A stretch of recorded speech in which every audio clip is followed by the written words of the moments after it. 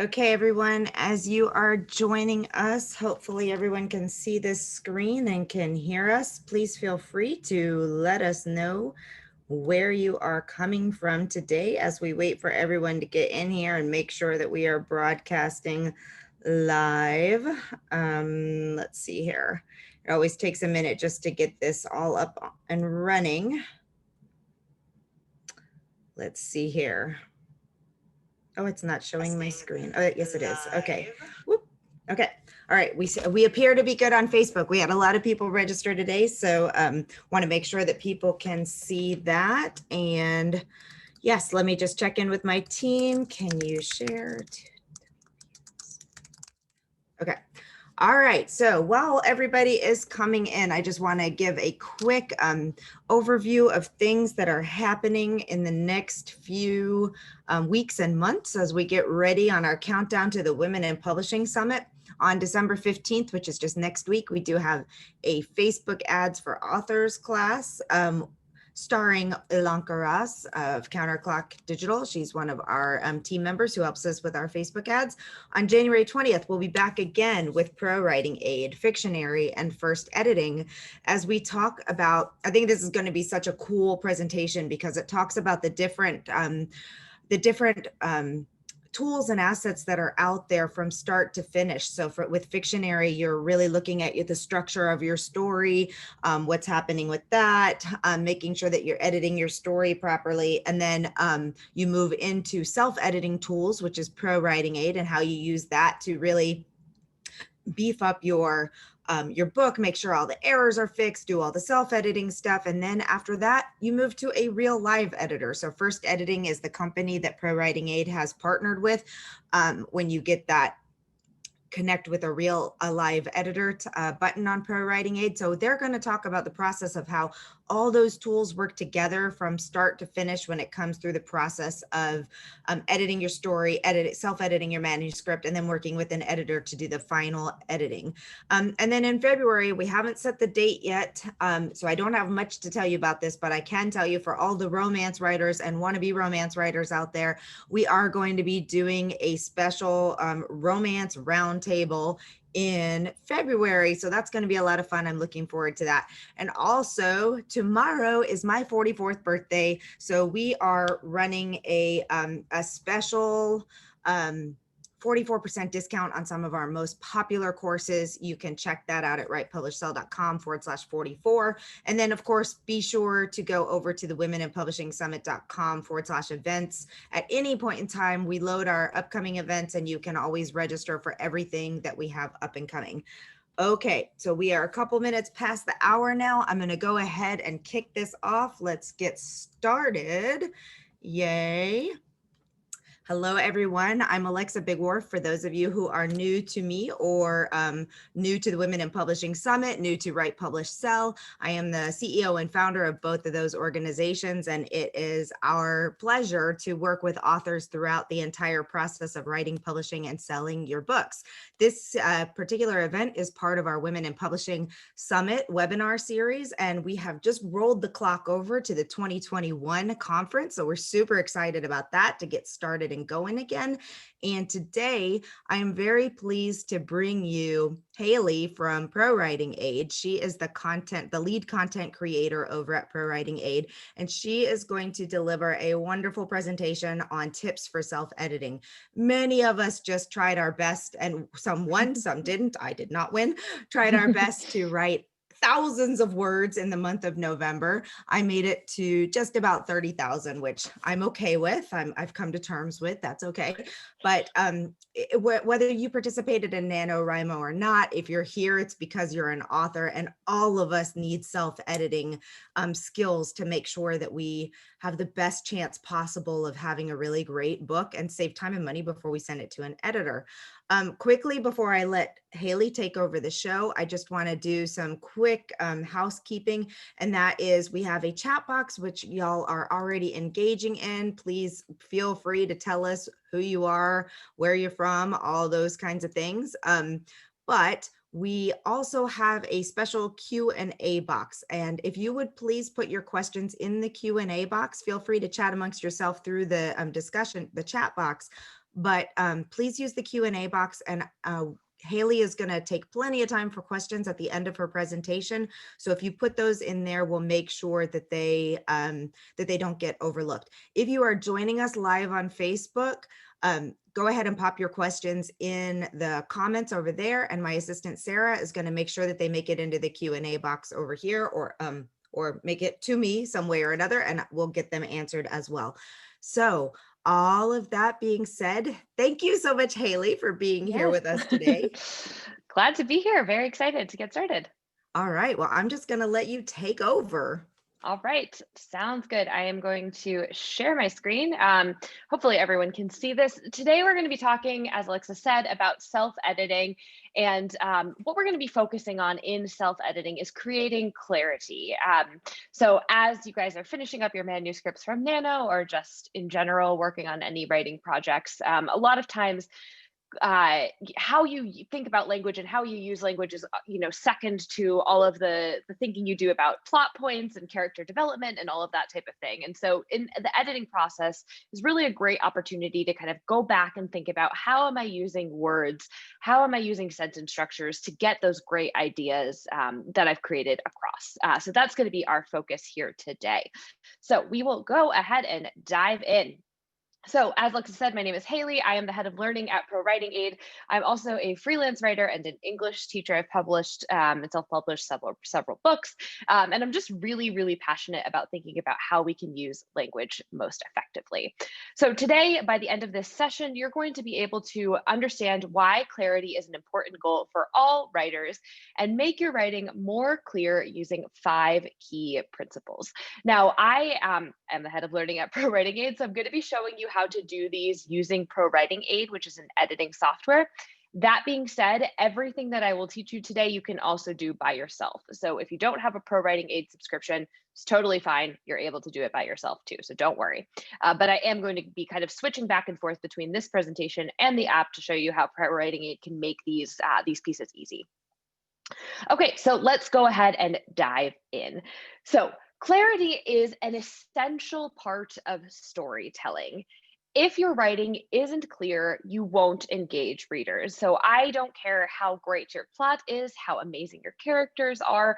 If you're not thinking about clear sentence structure and really dialing in on your word choice, you're just not going to engage readers. Those ideas will be hidden behind the kind of complicated language and sentence structures that you've put together.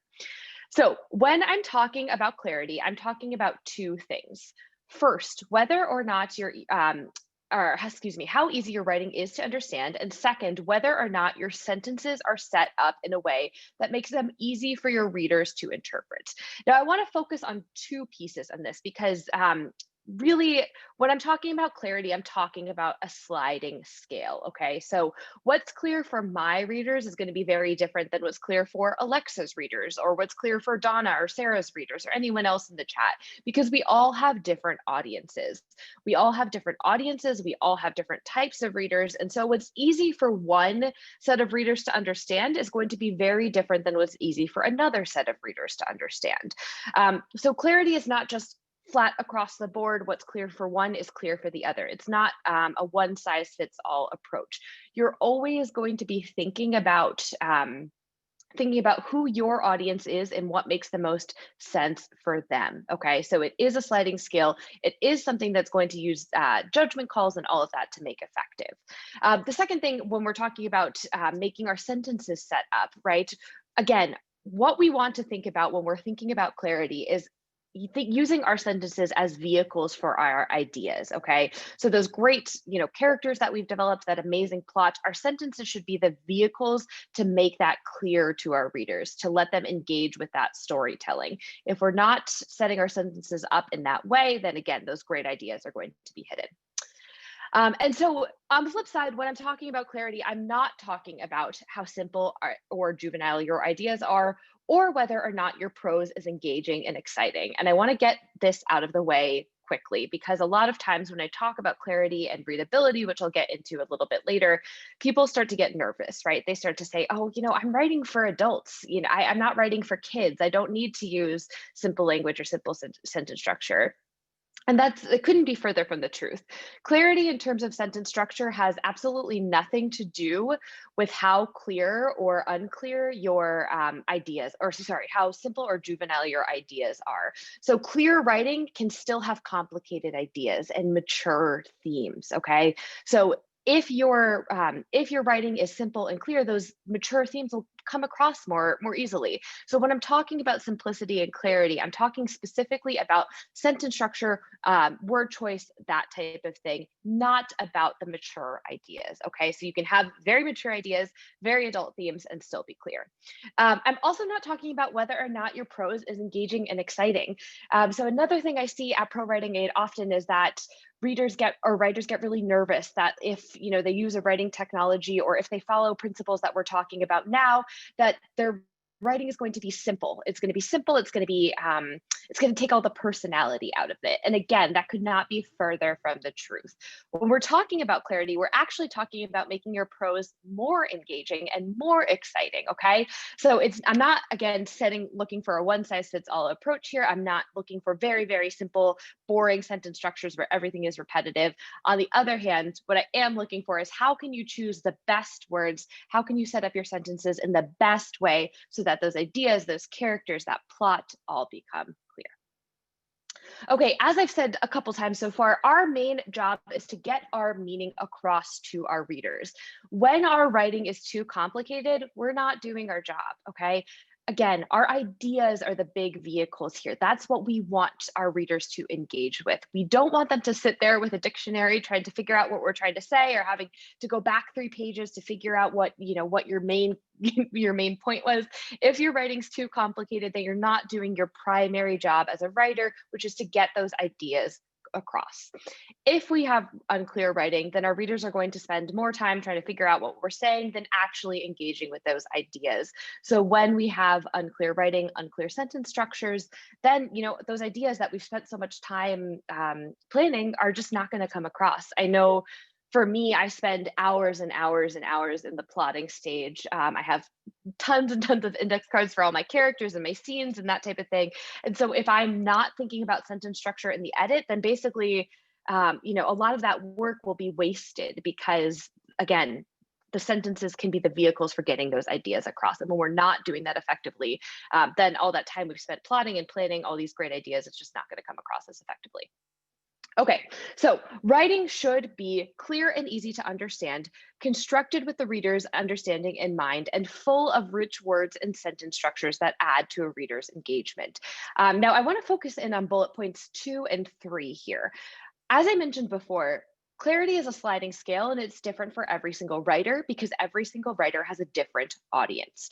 So when I talk about clarity, everything that comes from clarity is always constructed with the reader in mind. So again, what's clear to one set of readers will be different than what's clear to another set of readers. What I mean by that is if you're writing science fiction, right, you can assume that your audience is interested in science fiction for the most part and has kind of a basic understanding of like science fiction type words and concepts and that type of thing. That might be very different than what a romance audience is understanding. So science fiction, when you're choosing words and choosing sentence structures, you might be able to throw in different words and different phrases that your audience knows that a romance audience would not know, okay? So we can choose engaging words, but we always have to choose words that our audience will be familiar with. That's the key here. It's not to just take all the personality out of your words and use like the same 2,000 words for every type of writing. The goal is to figure out who am I writing for? What will they understand? And then keep that in mind as you're going back and editing. And I also just again really want to highlight that those rich words add to understanding, right? We'll talk a little bit about vague words later in the presentation. But again, when I'm clear, I'm trying to not only make my writing simple and easy to understand, but I'm trying to create an effective kind of movie that my reader will understand. And so when you have rich and specific words, you're creating a more clear movie. So it's not just about simplicity here. It's also about creating a clear picture. On the flip side, writing should not be so convoluted your readers can't understand what you're saying, or full of fancy or impressive words that obfuscate, which is a great example of that, obfuscate your meaning and don't add anything to your experience. I'll talk a little bit more about this when we get to the readability section, but you can totally use rich, engaging words, but I want you to think about using them sparingly. When we're using domain-specific vocabulary, make sure they're adding something to your reader's experience, not taking away. Again, it should be prioritizing that idea, prioritizing your audience's understanding, not just showing off all the fancy words you know. Good writing, as I've said, prioritizes ideas over fancy, confusing language. Your plot, your characters, all of that, that is what your readers want to engage with. They don't want to be sitting there going through with the dictionary or trying to figure out where your sentence started and remember what the main idea was for that. Okay, so we've talked a lot about clarity. How do we do it? As I've kind of hinted at, clarity starts at the sentence level. If you think about it, a sentence is a complete story in itself. It's almost like a mini movie that your reader is playing in their heads. If you're not clear about the actors, the actions, the movie will be wrong. So I like to think about this in kind of like scene setting, right? So when you're describing a scene, you want to be clear in terms of how you're setting up your structure of the sentence, but also the words you choose, right? If I just say, the town was pretty or the town was quiet, that doesn't, every single person on this webinar will probably picture a different type of town, right?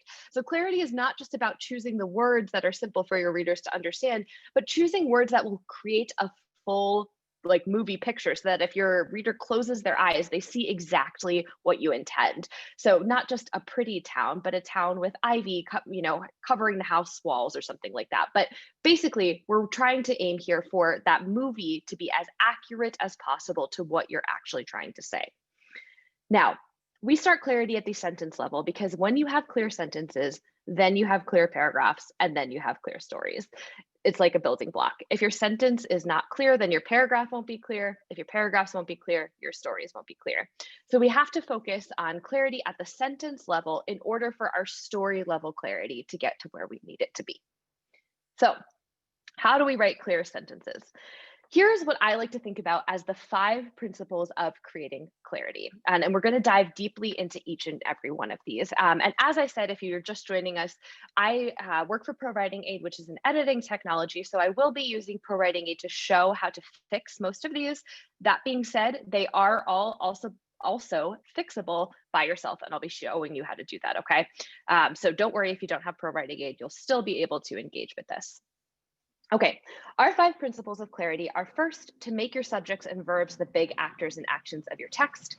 Second, to eliminate unnecessary words from your writing. Third, to watch your readability score. Fourth, to replace vague or wishy-washy words. And 5, to replace hidden verbs. Let's go ahead and get started with number 1. So our first principle of clarity is to make your subjects and verbs the big actors and actions of your text. So here's the problem. If you're writing a sentence with passive voice, that typically means that you've put the object of your sentence before the subject, or potentially you don't have the subject in there at all. In a sentence that's using passive voice, you don't find out who's performing the main action until the end, or in some instances, you might not find out at all. So here's a good example of that. The present was opened by Jane. In this sentence, Jane is the doer. She's the one doing the opening, but she's at the end of the sentence. So if you close your eyes and kind of think about that movie that's popping into your reader's head, the first thing they see when they play this movie will be the present, right? So it's like a present kind of pops into a void and then Jane pops in as well. In a simple sentence like that, it's not going to get in the way of your reader's understanding. But if your sentence is more complicated, or if the understanding the subject is important, passive voice can be dangerous and can lead to misunderstanding. So again, in very simple sentences, passive voice is probably fine. But when the subject is consequential and when the sentence becomes longer and more difficult to understand, passive voice can get in the way of readers' interpretation. So here's a good example of that. Newspaper headlines will often say something like, woman murdered in her home or something like that. And that's a very common newspaper headline you'll see, somebody murdered, right? That's in that sentence structure, the focus is all on the object, on the person murdered, right? So if I open a paper, I live alone. If I open a paper and I see woman murdered in her home, I'm like, oh my God, like, by who? Is there a murder on the loose? Like, where's my dog? Is he gonna bark? Or, I start to get nervous, right?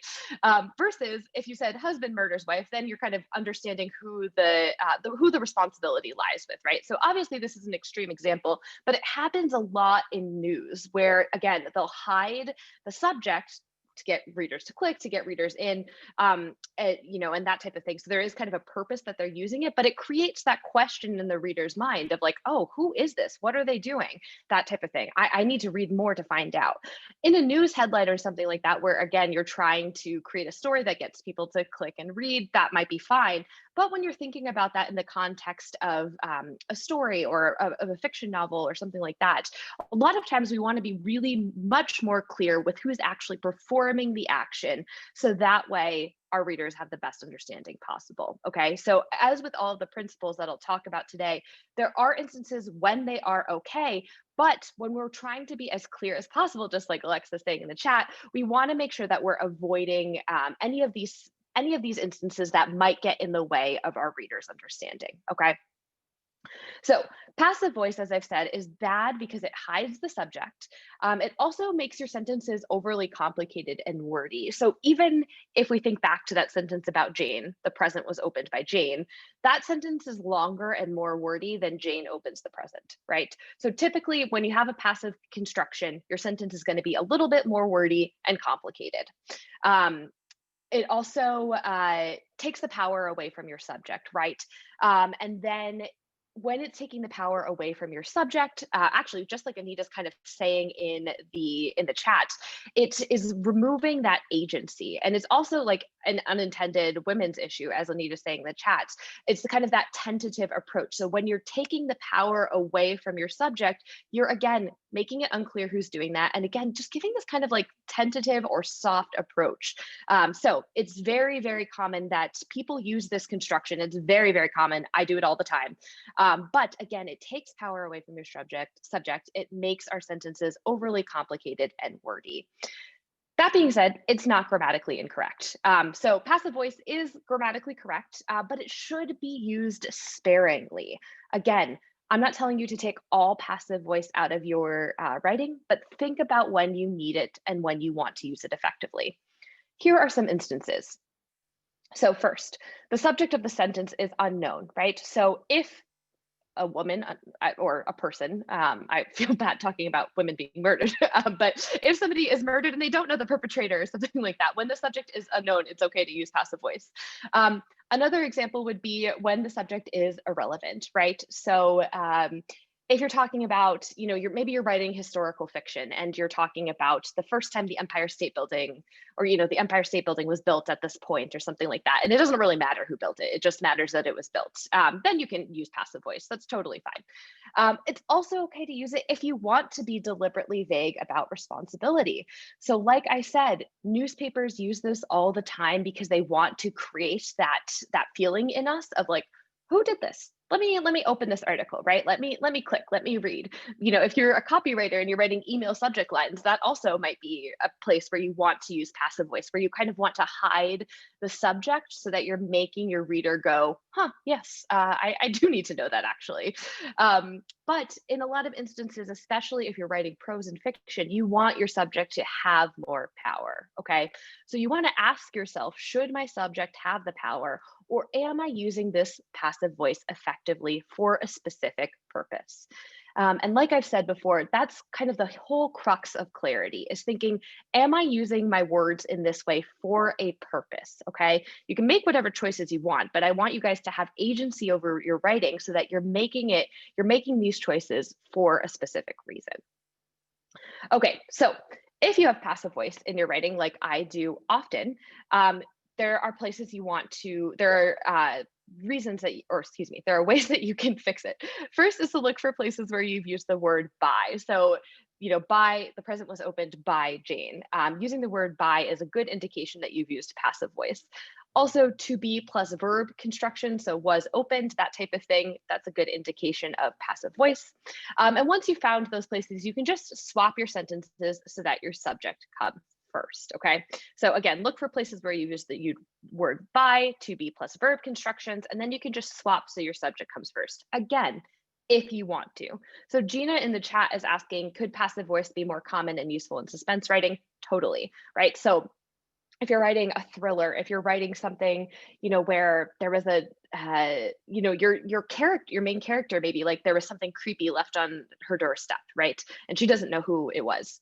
That's okay. That's a good instance of when you use passive voice, right? So like the bag was left at midnight. That's technically passive voice, but that's fine because the subject doesn't know who left the bag, right? Your main character doesn't know what's there. And so that's kind of building that instance of suspense, of intrigue, that type of thing. So again, as with all of these principles, how you apply them is going to differ, and how each of us apply them will differ because again, we're all writing different things and we all have different audiences, okay? So overall, we want to aim for fixing passive voice when we want our subject to be clear, to have that power. That being said, if we want to create suspense, if you're writing news or something like that and you want to create that clicking, then you can employ passive voice, and that's fine. Okay, so I'm going to show you quickly how to fix it with ProWritingAid. So as I said, you can look for to be plus verb and the words by in your writing, but ProWritingAid also makes it very, very easy for you to find instances of passive voice. So ProWritingAid's writing style check finds instances of passive verbs in your writing. This is actually a Jane Austen excerpt, which is totally fine. But passive voice goes in here, ProWritingAid goes in here through the writing style check, finds instances of passive verbs. And depending on how it's set up, it'll either show you that it is a passive construction, so you can find them right by very, very easily, or on some, it will also suggest fixes that the sentence structure is simple, or if it's in a predictable pattern. So you can come in here, you can see all the places that you found passive voice. You can fix that sentence. We also have included in-tool explanations like this. So for instance, what passive voice is, as well as videos that can help you learn more about the particular correction we're suggesting. This is helpful in case you're not sure what to do, right? So if you're like, I don't know if I should read this passive voice or if I should fix this passive voice instance or not, reading through these articles and checking through the videos can help you decide whether or not to change it. One thing I want to suggest, or just kind of get clear at the top as we start to dive into ProWritingAid, is that every suggestion is just a suggestion. Like I've said with clarity, every principle I'm talking about is just something for you to know and for you to get more information about your writing so you can make informed decisions. ProWritingAid, when they say there's passive voice found, doesn't mean you have to change it, right? If you're like Gina and you're writing suspense and you want to include that kind of idea of like, who did do this? Keep it in, that's totally fine. But again, it makes it easier for you to get that information so you can make the choices yourself. Okay, our principle number 2 is to eliminate unnecessary words from your writing. This is my absolute favorite principle because I am very, very guilty of this. So there are 2 types of words in every sentence. It's not subjects or verbs or anything like that. It's glue words and working words. Now, working words are words that convey meaning and contain a sentence's most essential information. Glue words, on the other hand, are essential for the sentence, but they make the pieces of the sentence stick together. So they're words like these, in, the, of, to, that, for, the kind of common words that we all have in our sentences, but they're not essential to the meaning of a sentence. So if we remove them or switch them, the sentence will likely stay the same. Now, as I've said, both glue words and working words are necessary for a sentence. But if you have too many of those glue words, too many of those kind of extra words, your sentence will be unnecessarily clunky and long. At ProWritingAid, we like to talk about something called your glue index, which is the percentage of your sentence that's made up of glue words. We recommend aiming for about a 40% glue percentage. So that means about 40% of your sentence is those kind of extra words that hold it together, and 60% is the main information. This is a marker to aim for. Some might be a little bit more, some might be a little bit less, but overall, you kind of want your average to be around 40% glue words, so words that hold your sentence together, and 60% working, so words that convey meaning. Let's take a look at this in practice. Okay, so this sentence, Dave walked over into the backyard of the school in order to see if there was a new bicycle that he could use in class. It has a glue percentage of 60%. So 60% are those extra words. I want to see, can you guys tell me in the chat, what do you think are the glue words? So what are the words in here? Actually, let's back up. What are the working words? Let's scratch that. What are the working words? That'll be easier. So what are the words that are essential to the meaning of this sentence that we couldn't change? Drop them in the chat and we'll see if people can come up with them. So again, about 40% are working words, essential to the information in the sentence. What are they? Yeah, walked is one. Yep. You can just drop them into the chat. I'll give you a couple seconds. Dave walked. Yep. Bicycle. Walked, backyard. Yep. Bicycle. Dave, backyard. School, class, school. Awesome. See. Yep. Class. Awesome. It looks like we've got a lot of the same ones. Here's what I came up with. So Dave walked to the. Dave walked, backyard, school, new bicycle, use, class. These are the words that are essential to the meaning of this sentence. If I changed Dave to Haley, the sentence would be different, right? If I changed bicycle to roller skates, the sentence would be different. If I changed class to after school program or something like that, or something like that, then that would be different. So again, these are the words that are essential to the information of the sentence. Now, Selena asked a good question. Does the bicycle have to be new? Maybe not. Maybe it's just new to him, right? So that's where we're going to get into fixing this sentence, okay? So there isn't one way to fix a sticky sentence, and we're going to have a chance to practice this in a second. When you're trying to fix a sticky sentence, you need to look at the sentence, find the working words like we just did, and then figure out how you can keep the same messaging with less words. So I'm going to put this back up. So this is the sentence that we had before. Let's try to rewrite this sentence with fewer glue words. Okay, so keeping these same working words as much as possible, and then rework the sentence into a new sentence that says the same thing, but in fewer words. I'll give you a couple minutes to do this yourself, and you can just drop it in the chat because I want to see what you guys come up with. So how would we rewrite this sentence to make it more effective, to remove those glue words? And to Selena's question, you might decide that the bicycle has to be new. You might decide it doesn't have to be new, that's not a working word, right? It depends on you and your sentence. Remember, you are the author. You are thinking about the essential information you have to get across.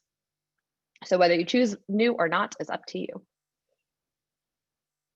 So yeah, how would we rewrite this? I'll show you mine in a second, but I want to see if anyone else can come up with some.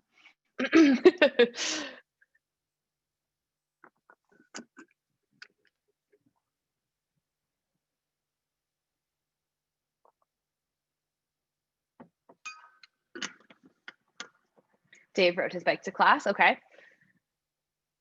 That's changing it a little bit, right? Because he's looking for a bike. Dave walked into the school's backyard to see if there was a new bicycle he could use in class. Okay. Yep. Dave entered the school backyard to look for a new bicycle to use in class. Nice. Awesome. Okay. So Dave walked to the back of the school looking for a new bicycle. Dave walked into the school backyard to look for a new bicycle. Nice. Okay. So we've got a lot of very, very similar versions. So mine, I actually changed the verb. I said, Dave checked the schoolyard for a new bicycle to use in class, switch schoolyard to backyard. Again, the point here is not that anyone's is right or wrong. The point here is that you can change. Yeah, like Alexa said, you can change anything, right? Like the goal here is that we can change. We want to think about what's our meaning, what are the working words, right? What do we want to get across? And then we can change the sentence to be more effective, right? So our goal here is typically brevity, right? So typically we want to kind of cut down our words, but our goal again is to keep our focus on those working words, right? Keep our focus on Dave going to the school's backyard and finding that new bike, right? So any of the ways that all of us fixed it is totally fine, right? We could change the verb, we could leave the verb the same, we could do school's backyard, we could do backyard of school. It can totally be different. It doesn't matter. All of them are right. The goal here is just to reduce those glue words and say it in a different way so that it's clearer and more effective for our readers. So how do you identify a sticky sentence? I'll show you how to do it in ProWritingAid in a second, but the main goal is to first look for sentences that are overly long, right? typically above 18 or so words is going to be a good indication that you have a sticky sentence. Read your sentences aloud as well. So when you have a sentence that's taking you a long time to kind of get through, right, that's a good indication that it might be sticky. So look for sentences that are typically above 18 or so words, that are a mouthful when you're reading them out loud.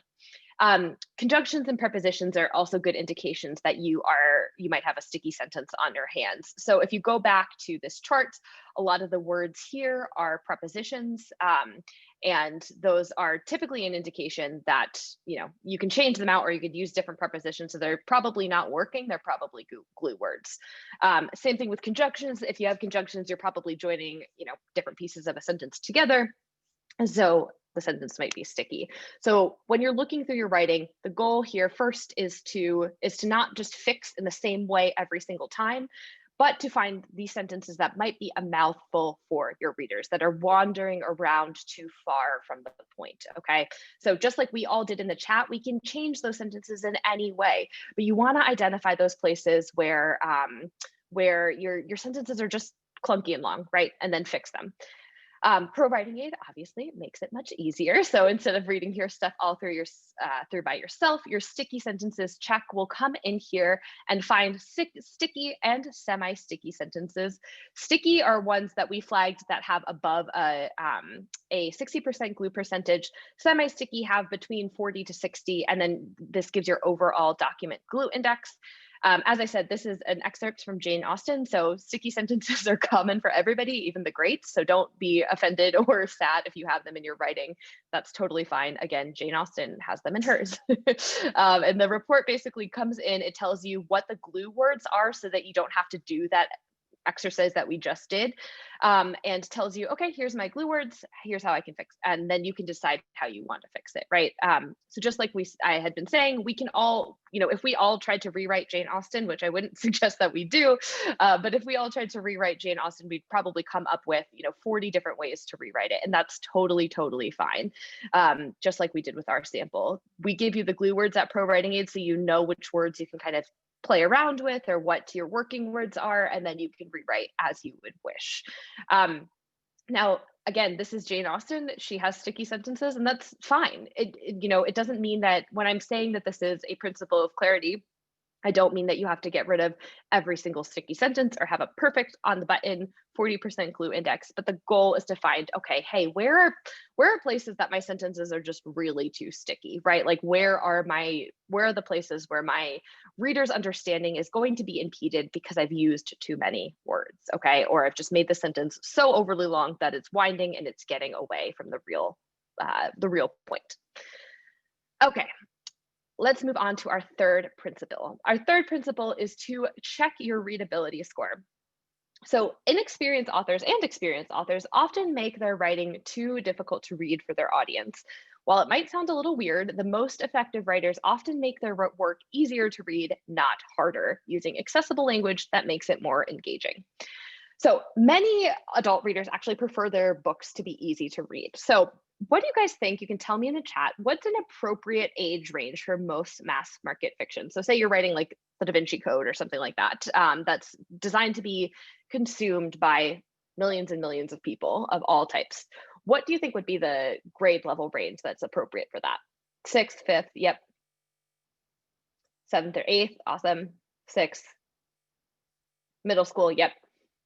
Yeah, you guys are good. So the typical range is 7th grade, right? So we want to have 7th grade word choice, 7th grade kind of sentence structure. That readability is what we recommend for mass market fiction, okay? And a lot of times, it seems like you guys are on this, but a lot of times people they're like, oh, well, it's for adults. I should write at the college level.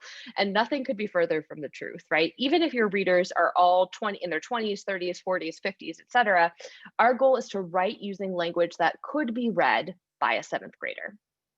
So when I'm talking about readability, I'm talking about a few things.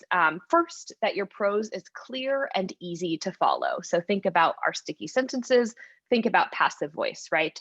Your prose should be clear and easy to follow. The second thing is that you should use your special word chips effectively. let me clarify what I mean by that. So when I was an English teacher, and then after that, I worked as a curriculum developer, and I did a lot of assessment writing for elementary and middle school students. When you're writing assessments for students at that level, you have to be very careful that you fall within the specified readability range, right? So if I'm writing for fifth graders, my work has to be, the assessment has to be written at a fifth grade level, right? It can't be written higher than that because then they won't understand that, and that's not fair because they're in fifth grade. So that does not mean that I couldn't use any special words, right? So if I was writing a science assessment, that didn't mean that I had to avoid saying, microbiome or something like that. But it did mean that if I used the word microbiome, then I would have to make the rest of the words around microbiome very, very easy to read, right? So if I used microbiome, which was kind of my special word, I'd have to make the rest of the sentence clearer. So that's what I want you guys to think about. You don't have to use just all the same words as each other, but you do need to think about, where do I want to use special or more complicated words? Use them where they matter, right? So again, if you're writing science fiction or something like that, you might be using your special word chips on how to describe ships or interstellar travel or something like that, something your audience will know, right? You want to use those words and you want to use them, but you need to use them effectively. So not just peppered throughout. You want to make sure that you have, when you're using more challenging language, you're using it for a reason. Okay, readability also means that your ideas are the stars of your writing. So again, we want ideas to be supreme here. And then finally, that you've taken your audience's understanding into account. So like I said, it doesn't mean that you have to not use the word interstellar. It just means that you have to use interstellar when you're talking to a science fiction audience or somebody that will understand that, okay? So use those words when you can assume that your audience will understand what you're saying. Now, readability, on the other hand, does not mean that your prose is boring or uninspired. It also does not mean that you don't use any domain-specific or interesting words. So, again, you can use those domain words, just make sure that they're used effectively. It also does not mean your writing is dumbed down or your ideas are uncomplicated. Again, a lot of people get really, really nervous that you can if I'm going to write for seventh graders, that my writing is seventh grade level, and that means only 13-year-olds will like it. No, that's not true. Writing at seventh grade level means that the adults who are your writing is targeted for will engage your writing. Okay, so you can have complicated, mature adult ideas, even if your sentence structure and your word choice readability is a little bit lower. So how do you check this? You want to check using a readability score. A readability score is basically a measure of how easy your text is to understand. It looks at factors like sentence length, word familiarity, that type of thing, and basically predicts what age level your students will be able to understand. There's a lot of different ones out there. Some of the common formulas are Flesch, Dale Schall, Gunning Fogg.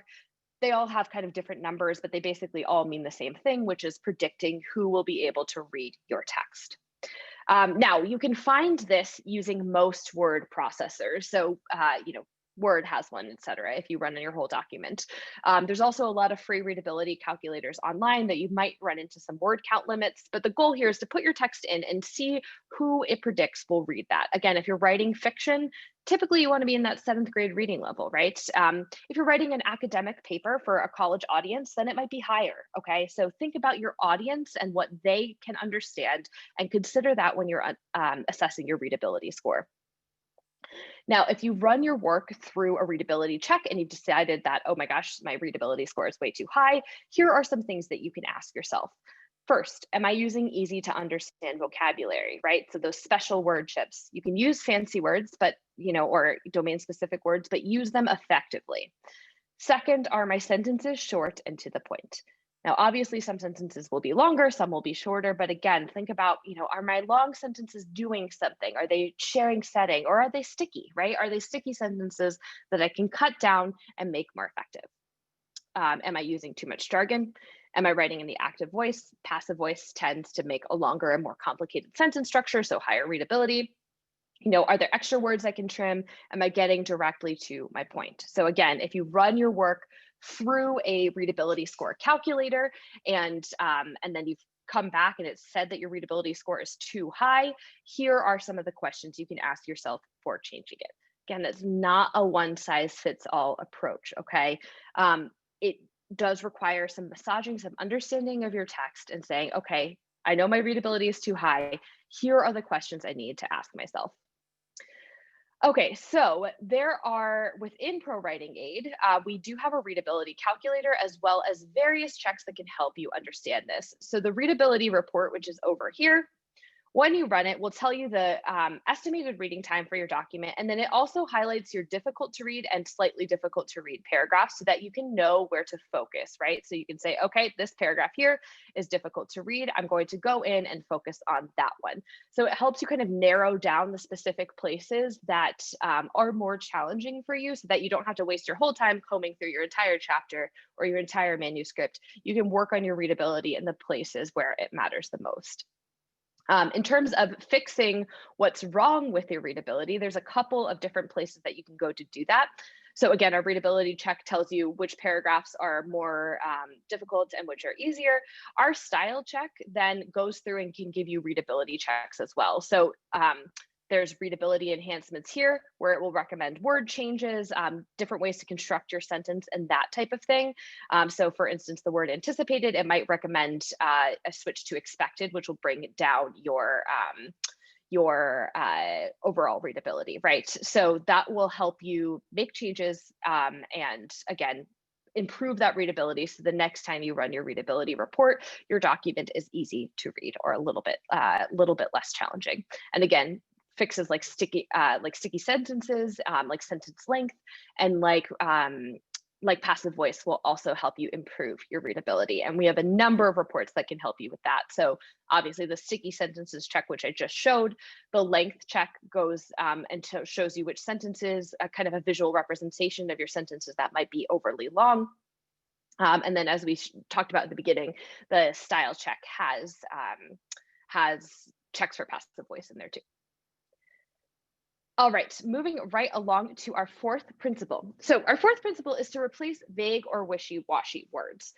So let's talk about wishy-washy first. Certain words or sentence structures, when they're overused, might become a distraction or convey the wrong meaning to the reader.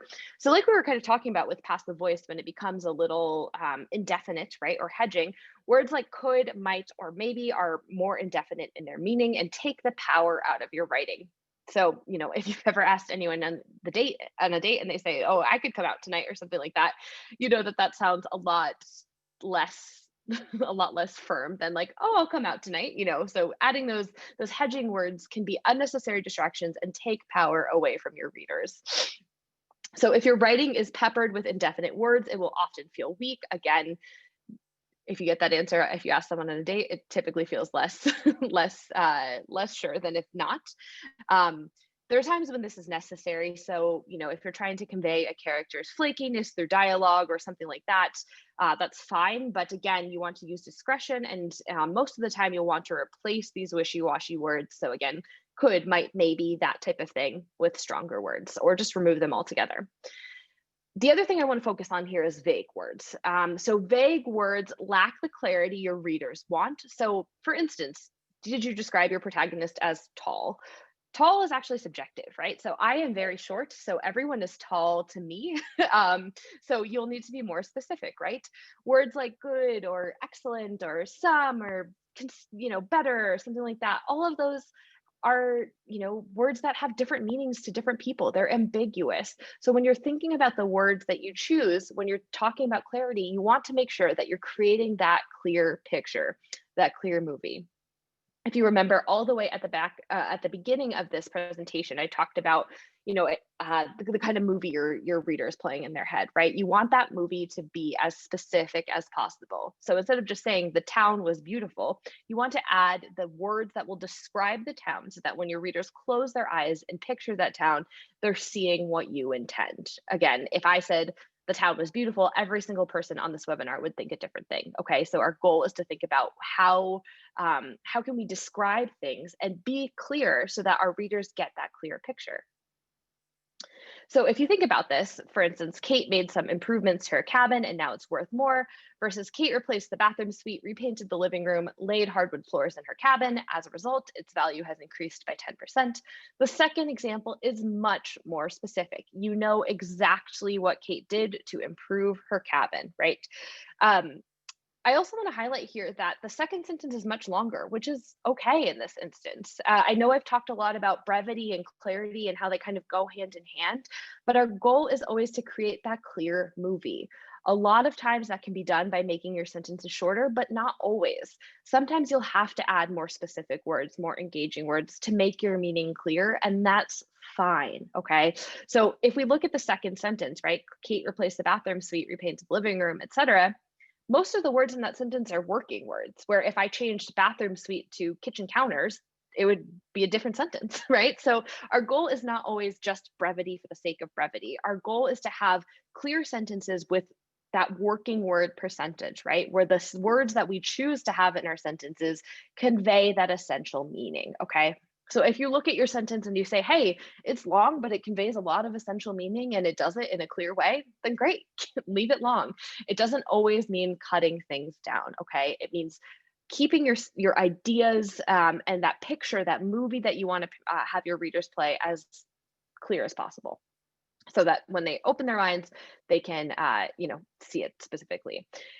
Now, ProWritingAid, I'm going to move quickly through this and then we can have some time to look at ProWritingAid a little bit more at the end. But ProWritingAid's diction check up here can help you find vague and abstract words that you can change and find places where you said, oh, I've described her as pretty. I could be more clear about that. So the diction check is a great place to go if you're like me, sometimes tend to using vague words specifically. Okay. Our fifth principle is to reduce hidden verbs. Verbs, as we all know, are the action words in our writing that keep our reading moving forward and they keep our readers engaging with the action. Now, process called nominalization, which is when you hide verbs, typically is when you turn a verb into a noun and you add a weak verb in your place. When you do this, you're kind of taking the power and taking the action away from your writing. So these hidden verbs, so something like hold a discussion, so they decided to hold a discussion instead of they decided to discuss, takes that power, it corrupts and slows the action. It's a very, very bad habit that a lot of us as writers have. It's overly formal. Again, it's taking away that action. So we will make an announcement of the winner on Friday instead of we will announce the winner on Friday. Right? So that first sentence has an example of a nominalization when you've hidden your verb by saying make an announcement versus just using that stronger verb announce. Again, when we're thinking about clarity, we're always thinking about how can we get our meaning across in as few and as specific words as possible, okay? And using power where we need it, right? So using announce, like having power in our writing to convey our meaning as much as possible.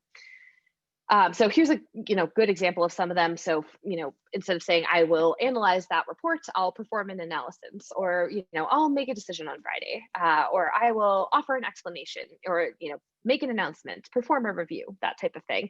All of these are taking the power away from your verbs and making them into these kind of hedging, longer, more complicated structures that are really unnecessary in most instances. To find these in your writing, you can look for endings like ment, sion, tion. All of those types of things are good examples of places where you've probably used a nominalization. There are times when you might want to use this. So for instance, if you're writing a character who has official stiff sounding wording, that's totally fine. Or if you're trying to define a character's voice through dialogue, that's also okay. But again, if you want to keep your reading or your writing moving forward, your readers engaging with what you're saying, typically you want to go with that just powerful verb language. Okay, I'm going to dive into a couple other just features of ProWritingAid before we kind of wrap up here and get to questions. So other things that I like to use, I am very guilty, especially when I'm writing fiction, of repeating myself. So I use the echoes and repeats check all the time. The echoes and repeats check looks through your writing and identifies places where you've used close repeats. So I'm super guilty of like writing about a character and describing them with turquoise eyes or something like that. And then I've described their turquoise eyes like 100 times throughout my writing, right? So ProWritingAid will come in here and it'll find your close repeats. You are able to kind of customize what defines a close repeat for you. And then all repeats also goes through and finds kind of all of the repeated words or phrases that you have throughout your writing, which is super, super useful. Again, if like me, you are very guilty of getting a word or phrase stuck in your head and using it over and over and over again. Another couple great features that we have are overused words checks for overuse of words like very. So not words that you've overused, but words that are kind of commonly overused. So saying like very pretty instead of beautiful or something like that. It'll highlight instances of those usages. If you are, let's say, if you're writing for business writing, right? Or you're writing an email and you want to make sure that you're not using cliches or jargon, that check can be very helpful for that. Our acronym check is also super helpful if you are writing, again, in a business or academic sentence where you're using a lot of acronyms, which is great. Anita asked about overuse attributions. Yes, our dialogue tag check here runs through, this actually doesn't have any dialogue, this particular passage, but it finds out how many dialogue tags that are in your writing, as well as the percentage of your document that is dialogue. Again, this one just doesn't have any, but it will find attributions of he said, she said, as well as other dialogue tags, so questioned, answered, that type of thing, so that you're able to kind of go in and see, have you overused those attributions? Because dialogue tags should almost always be kind of signposts in your writing that you use sparingly rather than like every 10 feet. We have the ability to customize your settings. So if you switch to creative or business or general, you'll get different recommendations based on what makes sense for that writing. And then a new feature we recently released are our goals, which you can find in the summary reports. So these basically tell you places, like it gives you kind of an overall snapshot of your document of where it looks great and where it might need work. So for instance, this document has a lot of conjunction starts. You kind of want to aim for this target range to make it more effective. There's a lot of slow pacing in here. So you want to aim for this, this kind of pacing range. So these little bubbles are kind of your pacing range, and then the little tick marks kind of show you where you are in relation to the recommended range for this genre. Another cool thing about this is you can compare to an author in your genre of choice. So I have mine set to Margaret Atwood, but we allow you to choose the writer that you compare it to. So you can say, oh, like here's how I did, here's how the average is for fiction, and here is, here's how many bad adverbs Margaret Atwood uses, much fewer than me. So she'd probably get it down to be in her range. But you can switch and add a lot of authors. There, you can set those in your app settings. There are dozens right now in comparison settings. So there's a bunch right here that you can set through. And we will always, if you have suggestions for who you'd like to see, just let us know and we can try to add those in. Okay, so to review today, we have talked about what clarity means for your readers, why it's so important. Again, think about your sentences and your words as the vehicles to getting your meaning across. All of those ideas that you spent so much time conceptualizing, we want to make sure your readers can engage with those, and that's through clear sentence structure. It's the best way. And then we talked about 5 ways to improve the clarity of your writing through your own, your own editing or through ProWritingAid. Again, I just want to say that all of the principles that we've talked about today are sliding scale, right? You can choose to employ them, you can choose to not employ them. It's up to you and the meaning you're trying to get across. I do have a quick little discount code, which I'll drop into the chat, which gives you 40% off ProWritingAid Premium if you want to try it.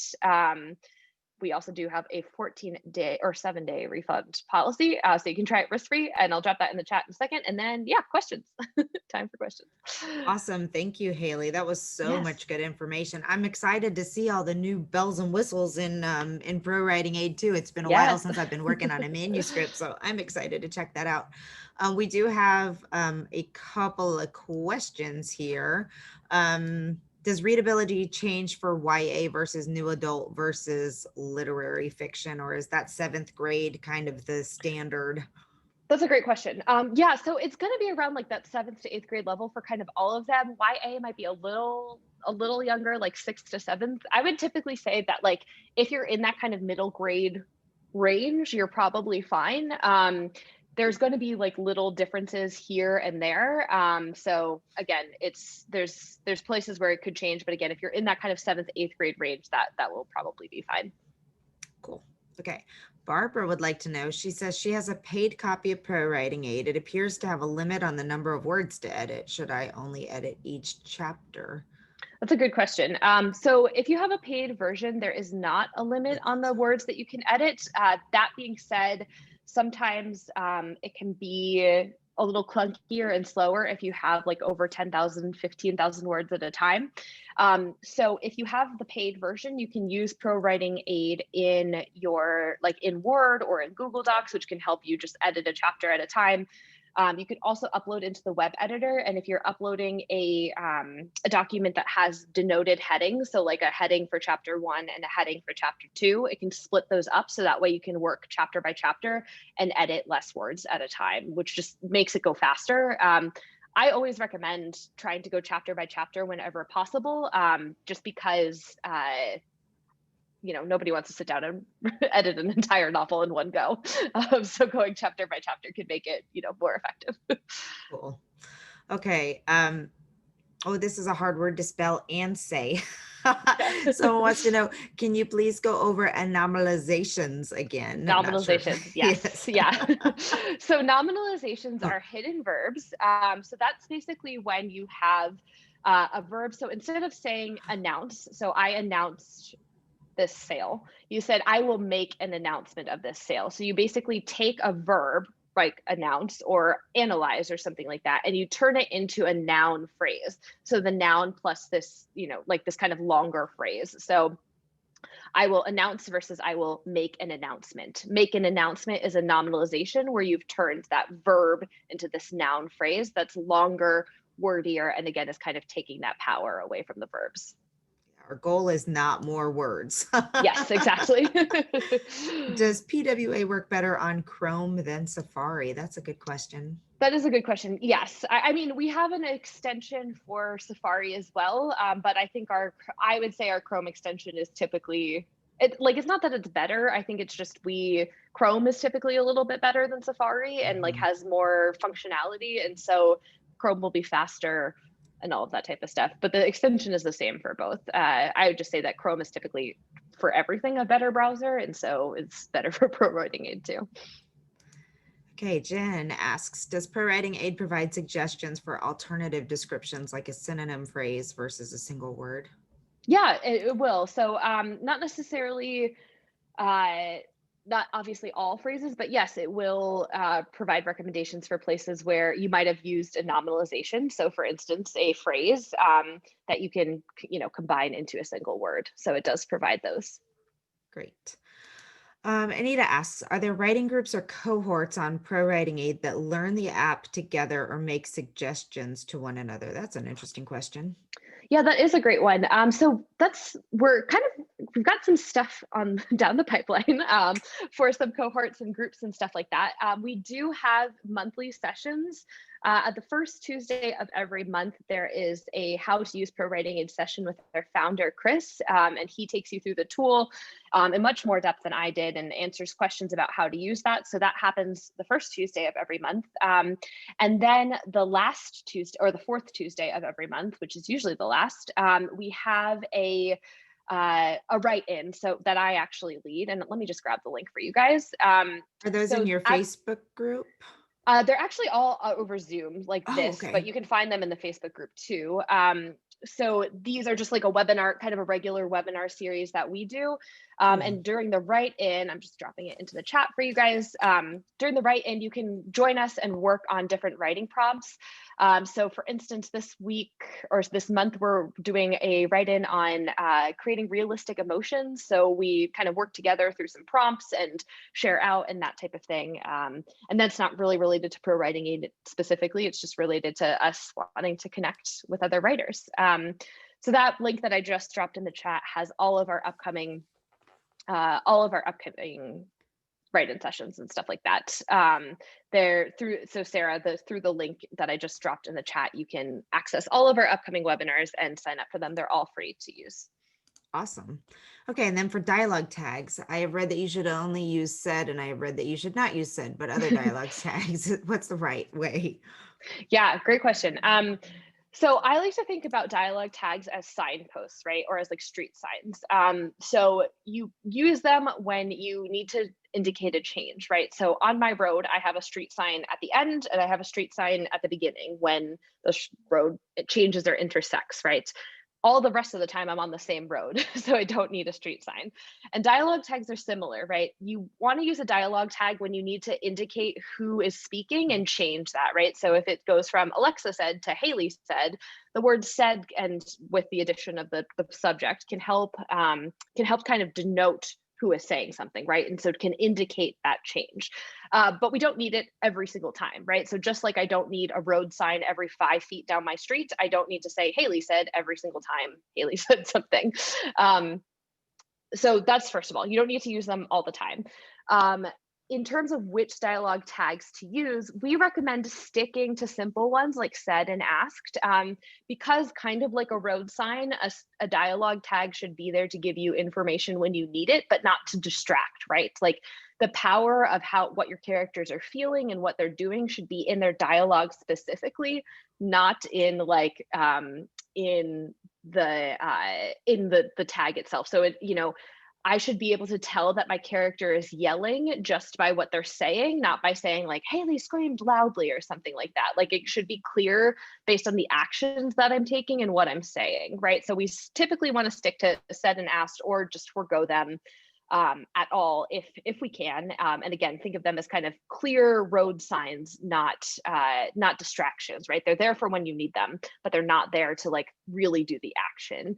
And then in terms of how you use it in ProWritingAid, so ProWritingAid does, let me see if I can find a sample with, I'm not sure if I'll be able to find one with dialogue right now, but ProWritingAid's dialogue report highlights all of the dialogue tags that you've used in your writing. And then, oh, actually, here's one. And then, so first you can see all of them, and then it tells you what the tags are, so you can decide to change them. Again, as with everything, we don't say that you have to, your writing is not going to like not be published if you don't do this or something like that, but it does give you more information. It might up like all of the chances that you have that your writing is more effective. So it'll, find those dialogue tags that you've used and let you decide whether you want to keep or change them. And then Vicky wants to know, in two-person dialogue, don't need any dialogue tag. Yeah, so it depends. Again, like think about when will it be unclear who's speaking, right? If it's unclear who's speaking, then you can add the dialogue tag. If it's clear, you probably can go without it. But again, clarity is the goal. Will your reader be able, again, think back to that kind of movie metaphor. Like if your reader plays that movie in their head, will they say what Haley's saying? Will they say what Alexa's saying? Or will they maybe be a little bit confused? So if there's a chance they'll be confused, then, then add the tag. Yeah, I would definitely, if it's a really long exchange, you want to throw them in there just every once in a while, just because you lose track of the back and forth of who's saying what. But okay, wow, this was so great. We've answered all the questions, and this was, I mean, just a lot of really fantastic information. I appreciate you so much for doing that. Don't forget to check out all of their upcoming events. Make sure you check out all of our upcoming events as well. If you go to womeninpublishingsummit.com/events, we'll have ProWritingAid back in January for a little bit of a different conversation. It's going to be, in case you weren't here at the very beginning, it's going to be a conversation with Fictionary, who we heard from last month, ProWritingAid, and First Editing, so that you all can see the process of all of these tools and people put all together in one place, where you start with the story structure editing, move into the self-editing, move into the editing with an editor. So I'm super excited about that. And then one last reminder, if you go to writepublishsell.com/44, tomorrow is my birthday. So we're doing 44% off because I'll be 44, off of several of our most